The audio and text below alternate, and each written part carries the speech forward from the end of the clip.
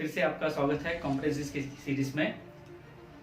आपको हमेशा क्वेश्चन आता रहेगा कि ये कॉम्पिटेंसी जो हमने देखी है 1 2 3 4 5 रेटिंग होता है या मैनेजर रेटिंग करता है या इंटरव्यू है जो आपका रेटिंग करता रहता है, ये करते कैसे है, ये कैसे समझता है इनको कि मेरी रेटिंग 5 है, 3 है, 2 है। परफॉर्मेंस की बात हमें समझ में आती है कि परफॉर्मेंस का रेटिंग होता है, मेरा परफॉर्मेंस इतने किया है, 10 में से मैंने 4 काम किए हैं तो मुझे 40 रेटिंग मिला, 40% मिला। 10 में से मैंने 9 काम किए तो मैंने 90% मिला। पर ये कॉम्पिटेंसी आप लोग देखते कैसे हो और कौन सा ये मापदंड यूज करते हो जिसमें ऐसे आपको पता चलता है मेरा रेटिंग 3 है, 4 है, 5 है, या तो ए बी सी या गुड वेरी गुड। मैं तो अपने आप को पूरा का पूरा देता हूं, पर आप मुझे कैसे कम देते हो, ज्यादा देते हो, मुझे समझना है। ये आपको हमेशा क्वेश्चन आता रहेगा। अभी हम देखते हैं यहाँ पे कि हम ये करते कैसे हैं। Once the competencies are identified, list of interview questions we define generally. और एक कुछ क्वेश्चंस बनाते हैं जिस क्वेश्चन और के बेसिस पे हम आपको रिलेवेंट जानकारी आपसे लेते हैं। वो क्या इंटरव्यू क्वेश्चंस है, वो किस तरह से हम पूछते हैं, पैनल आपको पूछता है। देखिए, number 1, describe an incidence in which your workload was too heavy. ऐसी घटना का वर्णन करें जिसमें आपका कार्यभार बहुत अधिक था। How did you handle this situation, आपने इस स्थिति को कैसे संभाला, ये बताइए हमें।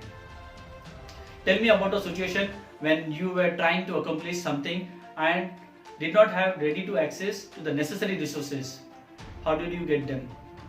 ऐसी स्थिति के बारे में बताइए जहां पे आपको कुछ हासिल करने की कोशिश कर रहे थे और आवश्यक संसाधन आपके पास पहुंचे ही नहीं थे और आपने उसे कैसे प्राप्त किया, इसके बारे में इलॉबरेट कीजिए। तो आप एक्सप्लेन करेंगे, जैसे आप एक्सप्लेन करेंगे उस बेसिस पे हम अपना अनुमान लगाएंगे कि इन्होंने उस पर काम किया है, नहीं काम किया है।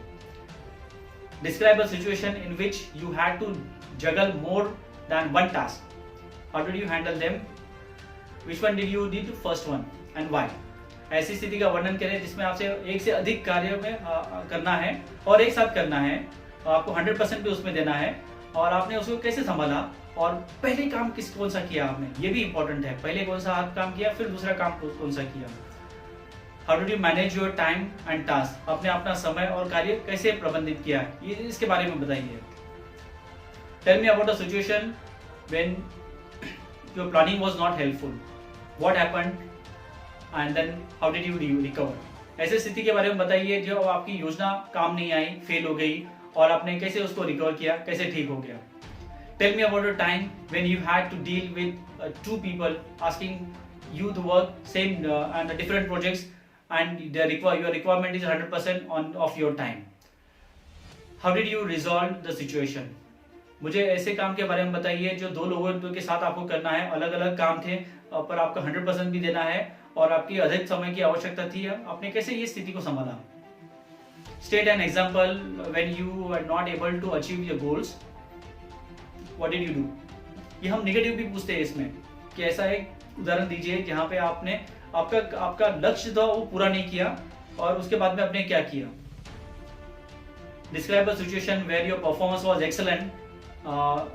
What were the circumstances? How did you do that? And how did the people responded? ऐसा स्थिति का वर्णन भी पूछेंगे जिसमें आपका बेहतरीन प्रदर्शन था, क्या हालात थे उसमें, आपने क्या किया और लोगों की प्रतिक्रिया और रिस्पांस कैसा रहा उसमें।